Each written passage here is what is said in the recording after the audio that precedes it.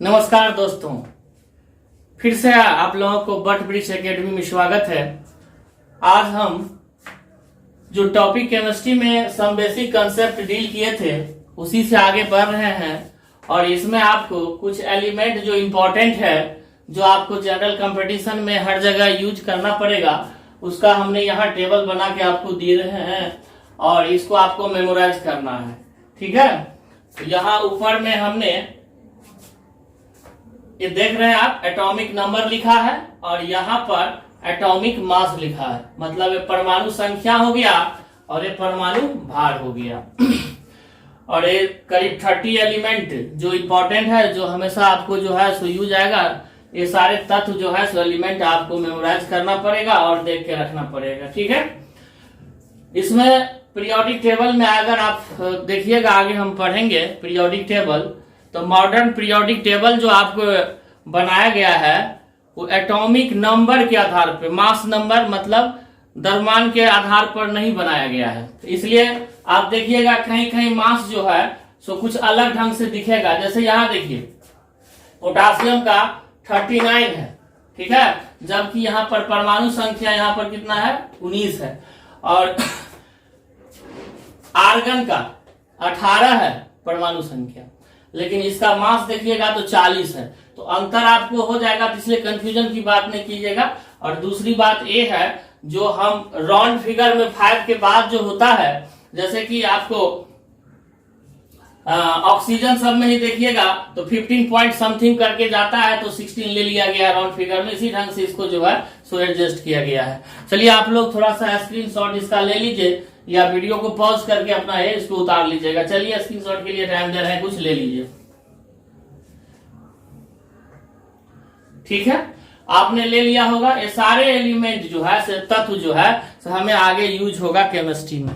ठीक है, अब हम इसको मिटा रहे हैं।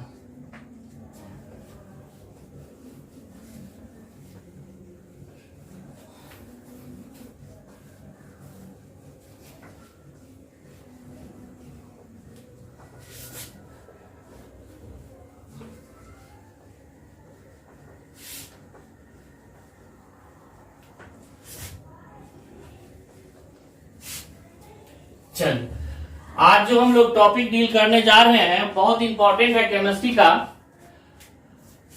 4 को टॉपिक करीब डील करेंगे जो काफी इंपॉर्टेंट है। ये आपका हो गया आइसोटोप्स। आइसोटोप्स, इसको हिंदी में समस्थानिक बोलते हैं। समस्थानिक बोलते हैं हिंदी में इसको। ठीक है, तो नाम से ही स्पष्ट हो रहा है, आइसो और टोप्स, 2 वर्ड से दोस्त बना हुआ है आइसोटोप्स। आइसो और टोप्स है ना। आइसो का मतलब यहां हो गया सेम, आइसो का मतलब हो गया सेम, और टोप्स का मतलब हुआ पोजीशन पीटी में कहां है, मतलब पीरियोडिक टेबल में इसका कहां होगा, इस तत्व का, इस एलिमेंट का। एक्चुअली होता क्या है, जो आइसोटोप्स जो होता है, एक ही एलिमेंट का अलग अलग आइसोटोप्स आपको नजर आएगा। ठीक है, तो और उसमें हम लोग देखेंगे जो क्या चेंजेस होता है, ये सारा चीज हम लोग पढ़ने जा रहे हैं अभी। इसमें एक छोटा सा डिफिनेशन आप लिखिए, क्योंकि सेम क्या हो जाएगा यहां पर, अब same atomic number, same atomic number but different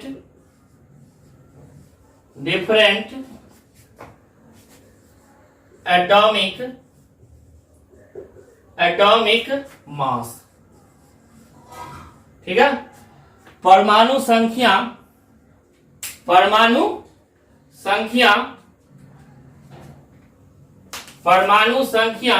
atomic number same होगा दोस्त।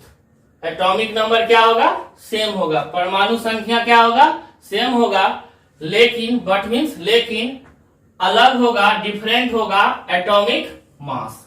ठीक है, तो मास नंबर अलग होता है मास नंबर अलग होता है, परमाणु संख्या अगर समान होता है, ऐसे तत्व को हम लोग क्या कहते हैं? समस्थानिक कहते हैं। तो हिंदी वाले दोस्त हमारे लिख लिए होंगे नहीं? समस्थानिक क्या होगा? जिसका परमाणु संख्या समान होगा, परमाणु संख्या समान होगा और परमाणु भार या द्रव्यमान अलग होगा। ठीक है, चलिए अब इसका कुछ एग्जाम्पल देखते हैं।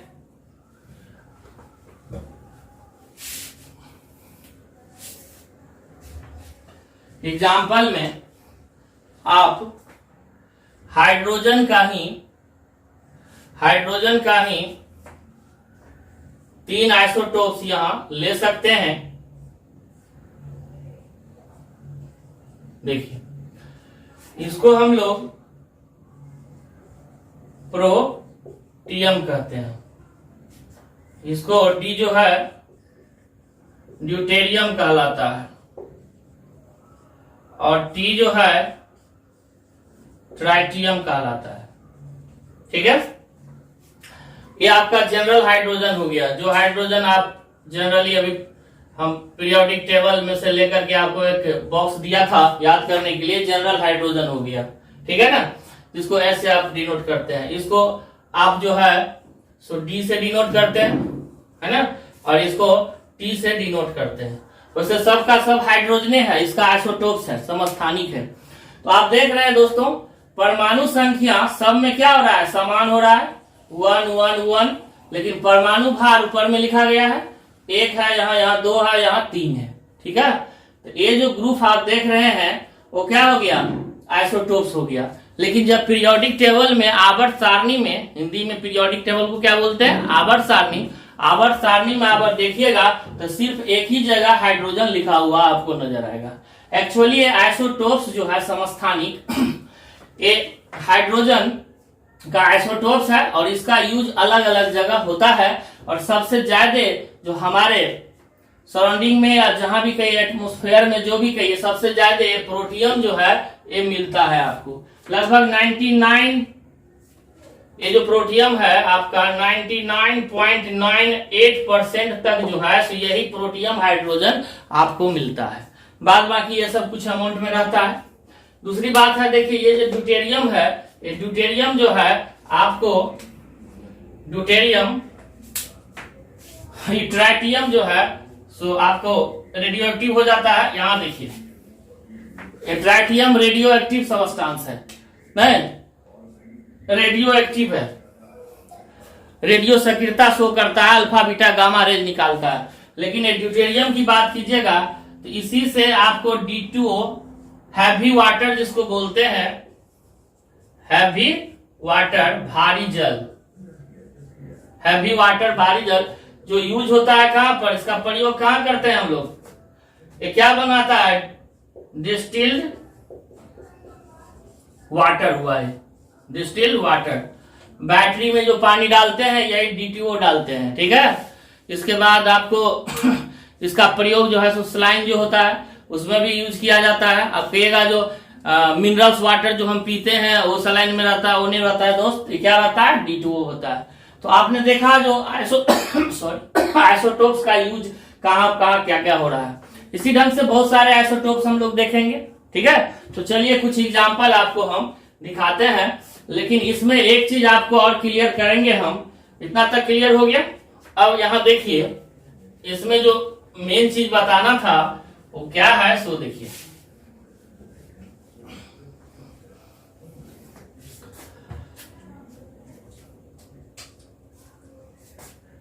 आपको पता है जो X कोई एलिमेंट है, इसमें यहां पर हम लोग क्या लिखते हैं? यहां पर नीचे में Z, ऊपर में A लिखते हैं। और आप Z चाहे ऊपर या A नीचे भी लिखिएगा, कोई दिक्कत नहीं है। Some basic concept of chemistry में हमने इस सबको क्लियर किया था। ये आपका क्या हो गया? एटॉमिक नंबर हो गया, शॉर्ट में ऐसे लिखते हैं। AT और NO को नंबर बोलते हैं, परमाणु संख्या। इसको क्या बोलते हैं? परमाणु संख्या, परमाणु संख्या। ठीक है दोस्त। और ये क्या हो गया? एटॉमिक मास, परमाणु परमाणु भार।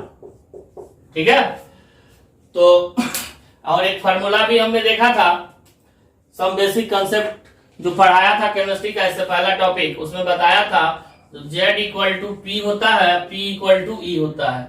यहाँ P क्या है, प्रोटॉन है, E क्या है, इलेक्ट्रॉन है। तो एक फार्मूला हमने ये देखा था, ठीक है। और दूसरा फार्मूला देखा था हमने, A equal to P plus N देखा था, ठीक है ना। A equal to P plus N देखा था हमने, इसको देखा था हमने, ठीक है। तो यहां से हम लोग क्या करेंगे, जितना एटॉमिक नंबर होगा उतना ही नंबर ऑफ प्रोटॉन होगा और उतना ही नंबर ऑफ इलेक्ट्रॉन होगा। लेकिन न्यूट्रॉन निकालने के लिए ये फार्मूला से हमको गुजरना पड़ेगा, ठीक है ना। A equal to P plus N, अभी हम एक निकाल के आपको दिखाते हैं। और फिर जो है सो आइसोटोप्स में क्या है अंतर, उसको आपको बताते हैं। सो देखिए,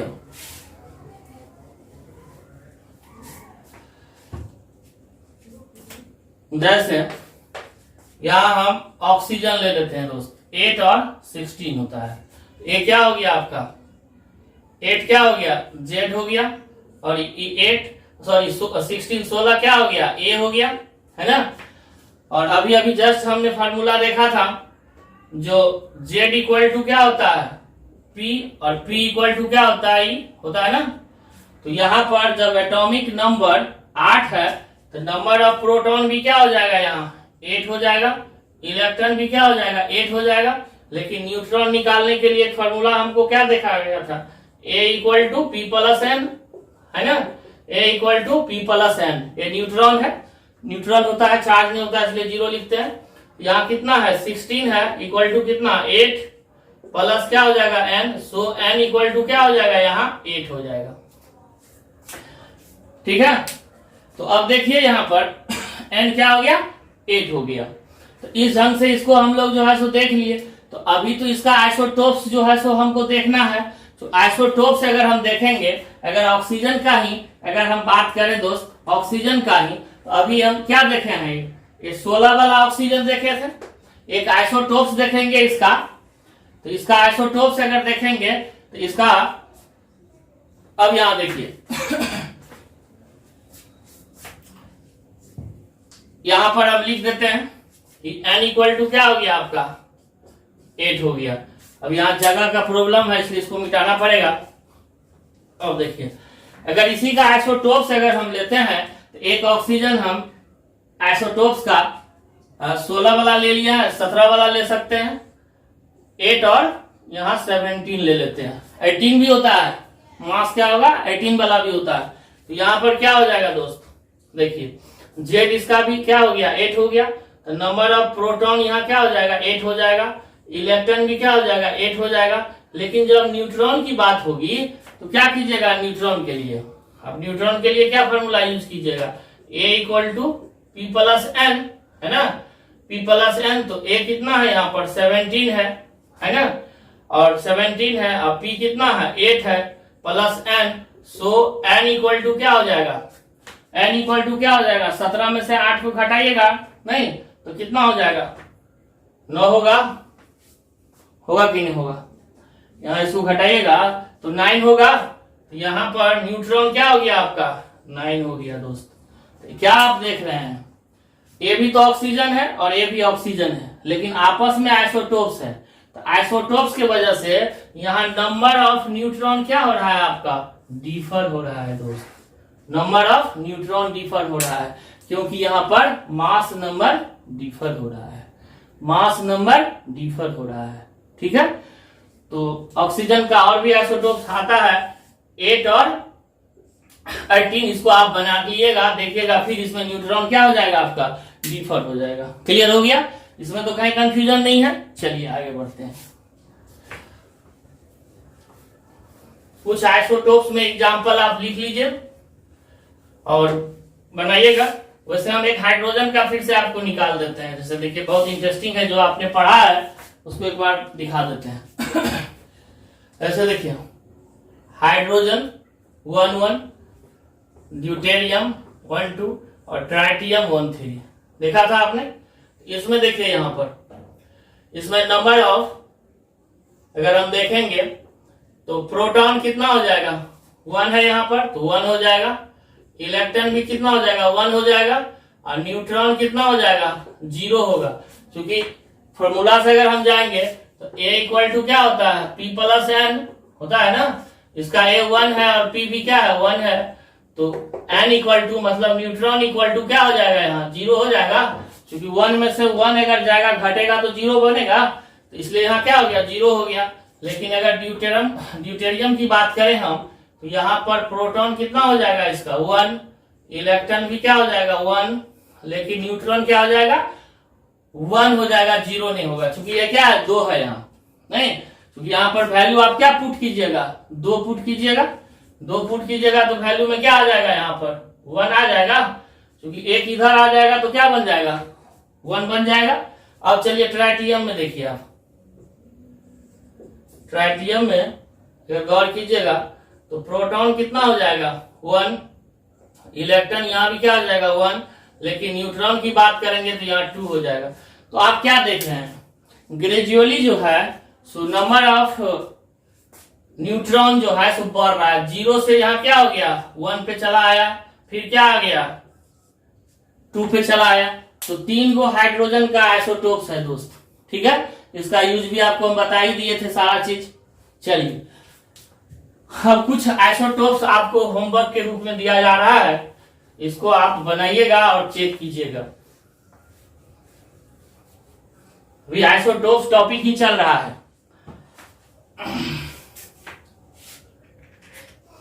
अब बनाइएगा क्लोरीन, एटॉमिक नंबर 17 और 35 इसका आपने वेट देखा था, और एक क्लोरीन आपका क्या हो जाएगा, इसका भी 17, और वेट बढ़ा दीजिए 2 बढ़ जाता है।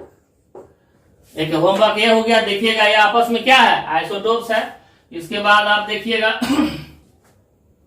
यूरेनियम, यूरेनियम भी आपको जो है सो 92 इसका होता है, और एटॉमिक वेट यहां पर ले लीजिए 235, और एक यूरेनियम का ले लीजिए, फिर नंबर तो सेम ही होगा। इसके बाद आप एक घटा दीजिए 234 हो जाएगा, तो ये यूरेनियम हो गया। देखिए दोस्त, इसका जो यूज होता है ना, ये यूरेनियम का जो आइसोटोप्स है इसका जो यूज होता है आपको फ्यूल बनाने के लिए, फ्यूल बनाने के लिए, ईंधन बनाने के लिए। ईंधन कहाँ, न्यूक्लियर रिएक्टर जो हम लोग बनाते हैं, न्यूक्लियर प्लांट जो लगाते हैं, न्यूक्लियर प्लांट, न्यूक्लियर जो प्लांट लगाते हैं उसमें, ठीक है ना, उससे विद्युत प्रोड्यूस किया जाता है, इलेक्ट्रिसिटी प्रोड्यूस किया जाता है, तो इस यूरेनियम का वहां पर यूज होता है। इसका भी आपने नॉलेज ले लिया जिसका यूज होता है। कुछ और है आपको आइसोटोप जिसका यूज हमारे जीवन में होता है, खास करके मेडिकल के क्षेत्र में, उसको भी हम देख लें। क्योंकि क्वेश्चन आया है एक बार बीपीएससी में, क्वेश्चन था जो कैंसर के उपचार के लिए नहीं किस तत्व का उपयोग किया जाता है, तो उसमें था कोबाल्ट, कोबाल्ट, कोबाल्ट सी और छोटा ओ लिखना है दोस्त, बड़ा लिखेंगे तो कार्बन मोनोऑक्साइड हो जाएगा। तो कोबाल्ट हो गया, तो कोबाल्ट का हो गया 27 एटॉमिक नंबर, और इसका मास हो जाएगा एक का 60 ले लीजिए, और दूसरे कोबाल्ट का भी यहाँ एटॉमिक नंबर 27 ही हो जाएगा, मास एक घटा दीजिए 59। तो इसका यूज जो है सो कैंसर उपचार के लिए होता है, कैंसर ट्रीटमेंट के लिए होता है, कैंसर ट्रीटमेंट के लिए यूज होता है, ट्रीटमेंट के लिए यूज होता है, कैंसर उपचार के लिए इसका यूज किया जाता है। तो बीपीएससी में पूछा गया था। एक और क्वेश्चन था आयोडीन से रिलेटेड, तो आयोडीन, आयोडीन आयोडीन का 53 आपका हो गया एटॉमिक नंबर, इसका वेट हो गया 131 एक का, और एक ले लीजिए फिर 53, और एक इसमें क्या कीजिएगा आप बढ़ा दीजिए 132। बहुत सारा इसका आइसोटोप्स होता है आयोडीन का, ठीक है।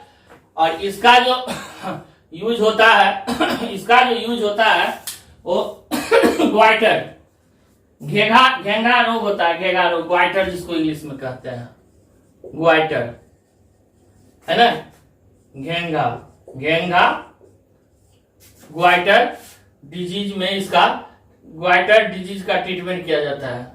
ग्वाइटर डिजीज का ट्रीटमेंट किया जाता है। घेंघा रोग का इलाज किया जाता है। आयोडीन का जो आइसोटोप्स है उसका।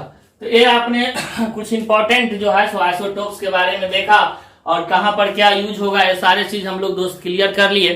तो आप इसको गौर कीजिएगा और वेरियस एग्जाम में आया हुआ है, आप जितना इसको ढंग से देखिएगा और सबका number of electron proton neutron निकालिएगा ताकि आपको प्रैक्टिस हो जाएगा। कितना बार क्वेश्चन आ जाता है जो एक्स नाम का कोई तत्व है, एलिमेंट है, उसमें जो है एटॉमिक नंबर इतना है, मास नंबर इतना है, तो उसमें number of electron proton neutron क्या है। बहुत सिंपल क्वेश्चन रहता है, लेकिन हम लोग अभी प्रैक्टिस कर लेंगे तो और अच्छा रहेगा।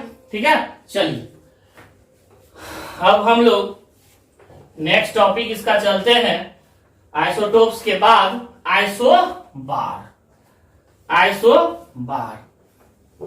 चलिए आइसोबार। तो आइसोबार में दोस्त आइसोबार में अगर आप गौर कीजिएगा,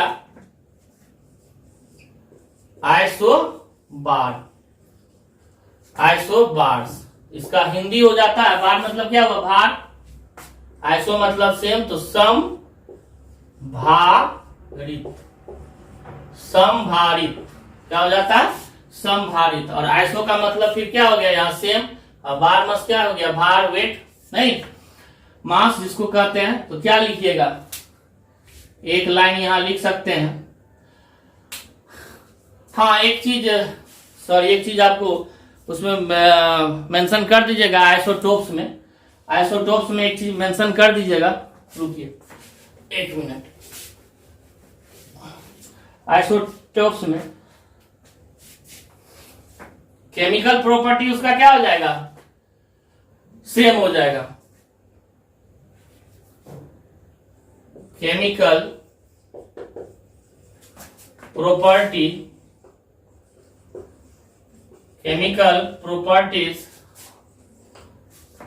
प्रॉपर्टीज ऑफ आइसोटोप्स क्या होगा, same. Chemical property of isotopes क्या होगा, सेम होगा। क्योंकि इसमें इलेक्ट्रॉन क्या होता है, सब में समान होता है। बिकॉज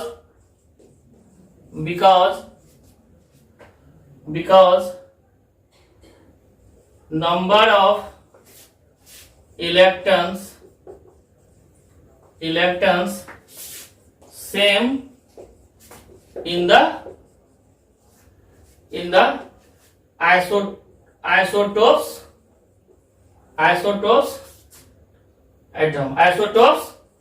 atom या एलिमेंट जो लिखे में क्या हो जाएगा, सेम हो जाता है। इसलिए क्या हो जाएगा, नंबर ऑफ इलेक्ट्रॉन। और इलेक्ट्रॉन ही हमारा क्या होता है, किसी भी चीज का जो है सो केमिकल प्रॉपर्टी को रिप्रेजेंट करता है। ठीक है, तो इसलिए यहाँ पर जो है सो आपका आइसोटोप्स में केमिकल प्रॉपर्टी सबका क्या हो जाएगा, समान हो जाएगा। ठीक है दोस्त, एक पॉइंट था दिमाग में आ गया, अब लिखा दिए। अब हम लोग चलते हैं आइसोबार पे।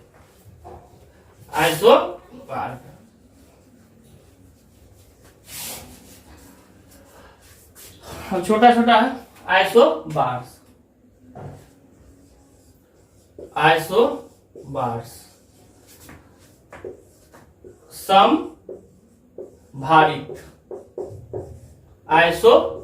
समभारित। तो क्या हो जाएगा, यहां लिखिए, एक लाइन लिख दीजिए। क्या लिखिएगा, सेम एटॉमिक मास, बार मतलब भार होता है ना, क्या हो जाएगा, same atomic mass but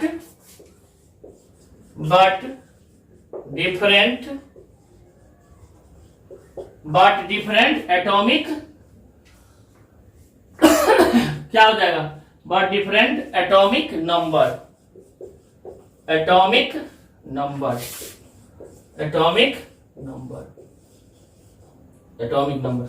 same atomic mass but different atomic number.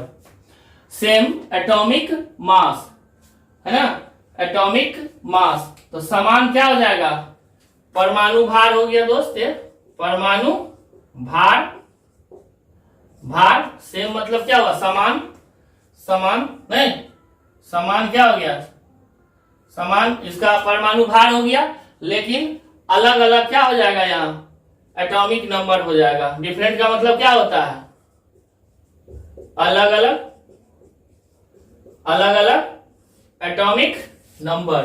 तो अलग अलग क्या हो जाएगा, परमाणु संख्या, परमाणु संख्या क्या हो जाएगा इसका, परमाणु संख्या अलग होगा। ठीक है, क्लियर हो रहा है। तो हिंदी वाले भाई के लिए भी हमने लिख दिया है। तो जिसका परमाणु भार समान हो लेकिन परमाणु संख्या अलग हो, नहीं, उसे क्या कहते हैं हम लोग, समभारित कहते हैं। वैसे तत्व को क्या कहेंगे, आपस में समभारित कहेंगे। वैसे एलिमेंट को क्या कहेंगे, समभारित कहेंगे। क्लियर हो गया, कोई कंफ्यूजन नहीं है। अब चलिए एग्जाम्पल पढ़ाते हैं।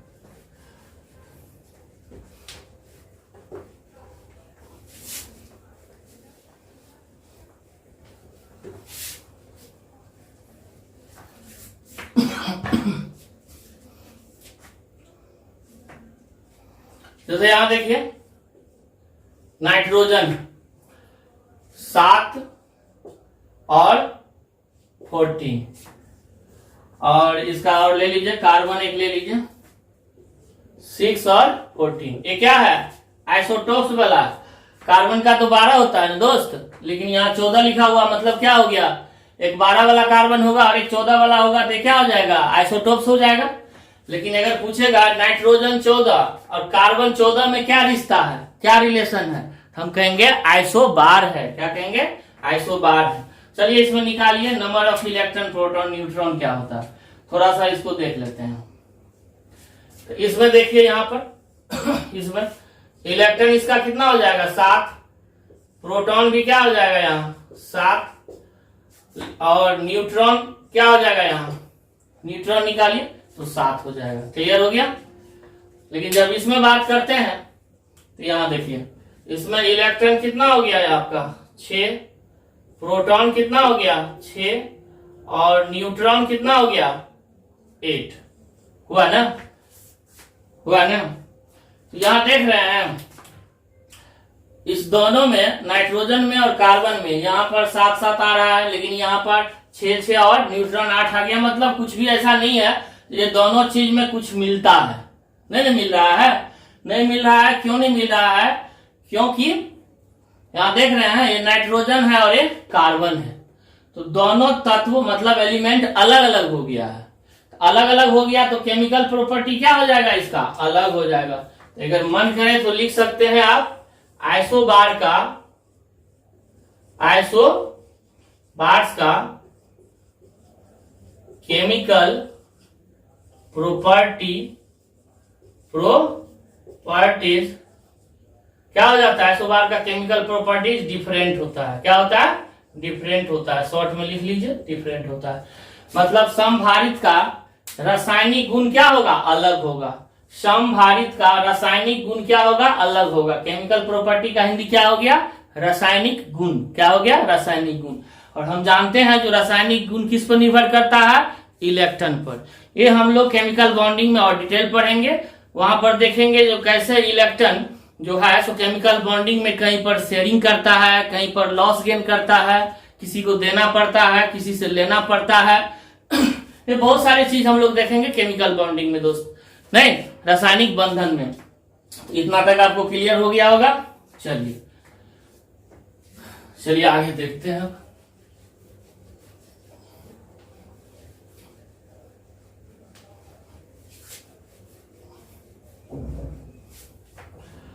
कुछ एग्जाम्पल आप होमवर्क के लिए ले लीजिए।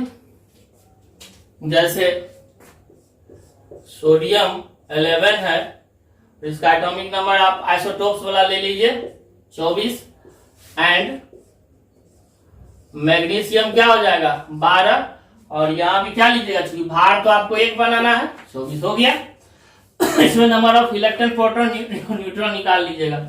इसके बाद एक आर्गन ले लीजिए, आर्गन का हो गया 18, इसका भार भी हो जाता 40, और कैल्शियम ले लीजिए, कैल्शियम का कितना हो जाता है, कैल्शियम का 20 और 40 है ना, निकाल लीजिएगा।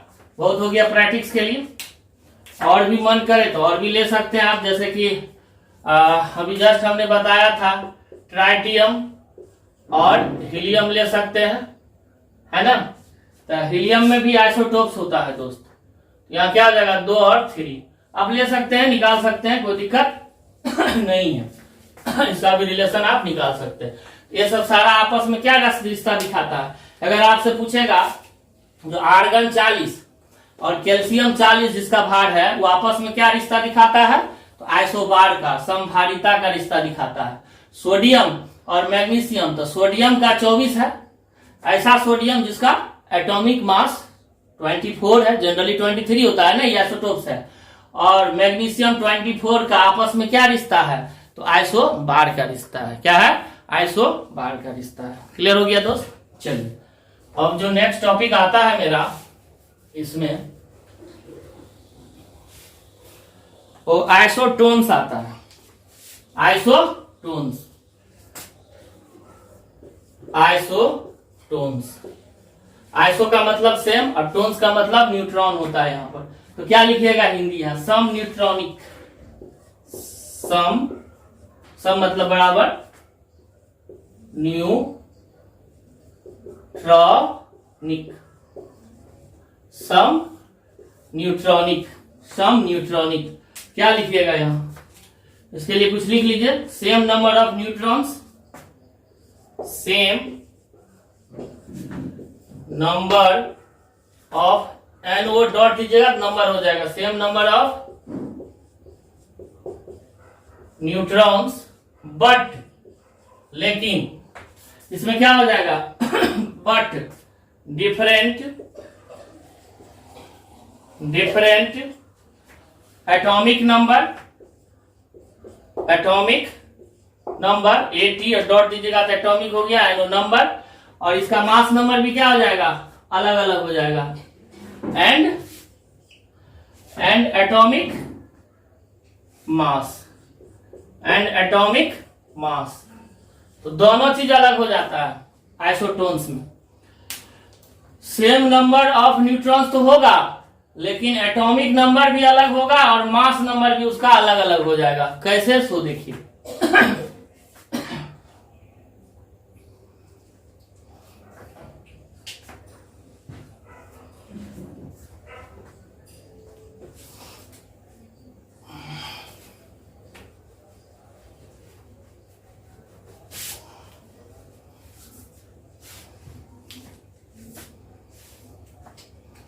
कार्बन का ही एग्जांपल लेते हैं, कार्बन 6 और 14 आइसोटोप्स का, और इसका रिश्ता देते हैं हम लोग नाइट्रोजन, नाइट्रोजन 7 और 15 से। ये भी आइसोटोप्स है और ये भी आइसोटोप्स है, ठीक है। क्वेश्चन आएगा तो कार्बन 14 और नाइट्रोजन 15 है ना, कार्बन 14 और नाइट्रोजन 15 में आपस में क्या रिश्ता है, तो आइसोटोन्स का रिश्ता है। अब देखिए, निकाल के देखिए, प्रूव कीजिए इसको, आप निकालिए तब पता चलेगा। तो नंबर ऑफ इलेक्ट्रॉन यहाँ क्या हो जाएगा 6, प्रोटॉन भी क्या हो जाएगा इसमें 6, प्रोटॉन भी क्या हो जाएगा 6, लेकिन न्यूट्रॉन निकालने जाएंगे तो फार्मूला होता है ना, A इक्वल टू क्या होता है P प्लस N। तो यहाँ पर A कितना है 14 है और P कितना है 6 है और N निकालना है, तो N इक्वल टू क्या हो जाएगा इसमें से इसको माइनस कीजिएगा तो 14 में से 6 जाएगा, कितना हो जाएगा 8 होगा, हाँ 8 हो गया। तो N यहाँ क्या हो जाएगा आपका 8 हो गया, ठीक है। और इसका भी निकालिए आप, इसका भी निकालिए, इसका भी निकालिए। तो यहाँ देखिए, इसमें निकालिएगा तो E कितना हो जाएगा 7 है तो 7। चलिए यहाँ पर लिखते हैं, नीचे में कहीं इसका ना होगा, कभी कभार प्रॉब्लम आ जाता है। E इक्वल टू क्या हो जाएगा 7, P इक्वल टू क्या हो जाएगा 7, लेकिन N जो निकालेंगे हम तो इसके लिए क्या हो जाता है A equal to P plus N। तो A कितना है 15 और n कितना है 7 है plus n, so n equal to क्या हो जाएगा 8 होगा। तो आप देख रहे हैं दोस्त नंबर ऑफ न्यूट्रॉन जो है आपका, नंबर ऑफ न्यूट्रॉन दोनों में 8 है, नंबर ऑफ न्यूट्रॉन 8 आया है आपको दोनों में, ठीक है। तो आइसोटोन्स हो गया। तो पूछेगा तो कार्बन 14, कार्बन 14 और नाइट्रोजन 15 मतलब नाइट्रोजन 15 में आपस में क्या रिश्ता है। तो नंबर ऑफ न्यूट्रॉन जब सेम आ रहा है तो रिश्ता क्या हो जाएगा आइसोटोन्स का। क्लियर हो गया, कोई दिक्कत नहीं, इसी ढंग से आप निकालिएगा। कुछ आपको होमवर्क दे रहे हैं।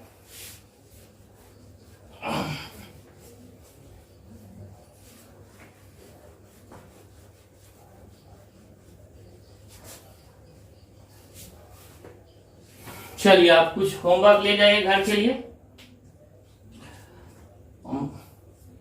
सोडियम 11 23 ले लीजिए एंड मैग्नीशियम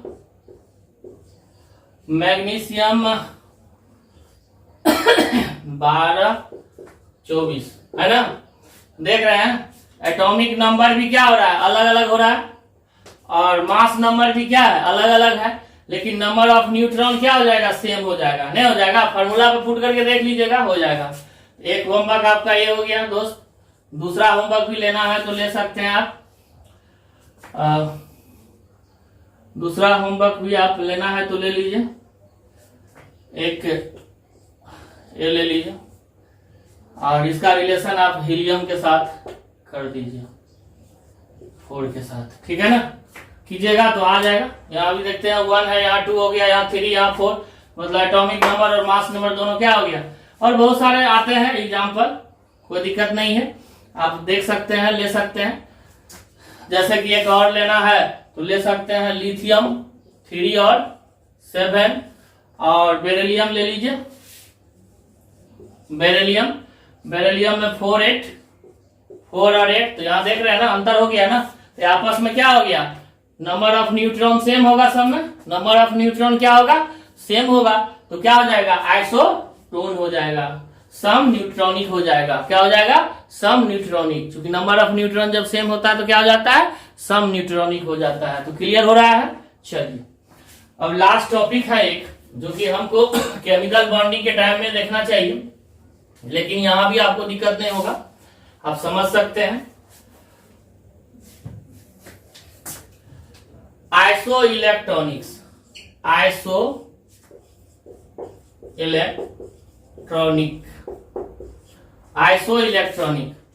मतलब क्या हुआ सम इलेक्ट्रॉनिक्स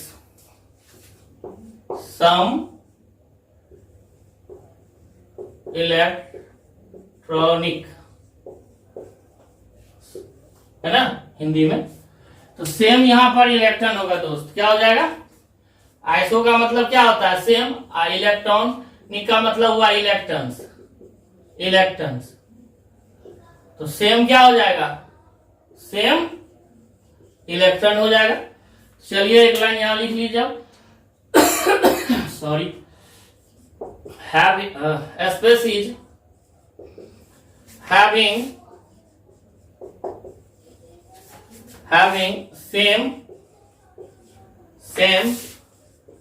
number of इलेक्ट्रॉन्स, बस इतना ही काफी है। ऐसा समूह, ऐसा स्पेसीज तत्व का ऐसा ग्रुप, ऐसा जाति जिसमें जो है सेम मतलब समान इलेक्ट्रॉन रहता हो, ठीक है ना, सेम इलेक्ट्रॉन रहता हो। बहुत सिंपल इंग्लिश है, इतना तो परेशानी नहीं होना चाहिए। और हिंदी हर जगह हम बोलते जा रहे हैं क्योंकि हम बायलिंगुअल पढ़ाने का कमिटमेंट आपके साथ किए हैं, और चूंकि हिंदी भाषी भी हमारे बहुत सारे दोस्त हैं। चलिए इसका कुछ एग्जाम्पल फटाक से हम देख लेते हैं। चलिए जैसे यहां देखिए ऑक्सीजन माइनस माइनस, इसके बाद क्लोरीन माइनस, इसके बाद आपका नियोन सोडियम प्लस, इसके बाद अगर आप देखिएगा तो magnesium plus plus, aluminium triple plus. अब देखिए दोस्तों इसमें कितना इलेक्ट्रॉन है? 10 इलेक्ट्रॉन है। इसमें भी 10 इलेक्ट्रॉन है, इसमें भी 10 इलेक्ट्रॉन है, इसमें भी 10 इलेक्ट्रॉन है, और इसमें भी 10 इलेक्ट्रॉन है, इसमें भी 10 इलेक्ट्रॉन है ना? 10 इलेक्ट्रॉन है, सब जगह 10 इलेक्ट्रॉन है। एटॉमिक नंबर देखिएगा सबका अलग अलग है। यहाँ पर क्या हो जाएगा? 8 है, यहाँ 9 है, ये 10 हो गया नियोन का, सोडियम का 11 हो जाएगा, मैग्नीशियम का 12, अल्युमिनियम का 13। लेकिन नंबर ऑफ इलेक्ट्रॉन जो डिपेंड करता है एटॉमिक नंबर पर, तो यहाँ 8 है और 2 इलेक्ट्रॉन, 2 माइनस चार्ज का मतलब हुआ 2 इलेक्ट्रॉन बाहर से आया है। 2 माइनस चार्ज का मतलब क्या हो गया? 2 इलेक्ट्रॉन बाहर से आया है। 2 इलेक्ट्रॉन क्या हुआ है? यहाँ बाहर से आया है। 1 माइनस चार्ज का मतलब हुआ 1 इलेक्ट्रॉन बाहर से आया है, तो 9 था तो 10 हो गया। यहाँ पर कोई चार्ज नहीं था, चूंकि ये क्या इनर्ट गैस है, अक्रिय गैस है। यहाँ पर 1 इलेक्ट्रॉन बाहर को गया है, 1 इलेक्ट्रॉन क्या हो गया? बाहर को चला गया है। देखते हैं ना तीर क्या बता रहे हैं, हम भगा रहे हैं इलेक्ट्रॉन को, है ना? बाहर जा रहा है, तो इसलिए सोडियम पर एक प्लस चार्ज डेवलप हो गया। तब क्या हो गया? 11 इलेक्ट्रॉन था, 1 चला गया तो 10 हो गया। इसी ढंग से यहाँ पर क्या हो रहा है? आपका 2 इलेक्ट्रॉन माइनस हो रहा है, तो 12 इलेक्ट्रॉन था और 2 चला गया तो क्या हो गया? 10 हो गया। और अल्युमिनियम में भी 3 इलेक्ट्रॉन बाहर चला गया और बच गया 10 इलेक्ट्रॉन। तो इसी ढंग से आइसो इलेक्ट्रॉनिक्स कंसेप्ट भी हमने देखा। तो ये सारा जो स्पेसीज है, जो ग्रुप है, तो आपस में क्या रिश्ता रखता है? आइसो इलेक्ट्रॉनिक्स, सम इलेक्ट्रॉनिक्स। क्लियर हो गया? तो दोस्तों इसी के साथ आज हम टॉपिक क्लोज करते हैं। नेक्स्ट क्लास में हम नेक्स्ट टॉपिक के साथ फिर आएंगे। तब तक के लिए धन्यवाद। खुश रहिए, मस्त रहिए और थोड़ा सा कोऑपरेट कीजिए। मेरे चैनल को सब्सक्राइब कीजिए, लाइक कीजिए और शेयर कीजिए। आपका कोऑपरेशन ही हमें मोटिवेशन देता है और हम आगे इससे और अच्छा वीडियो बनाने की कोशिश करेंगे। Thank you very much.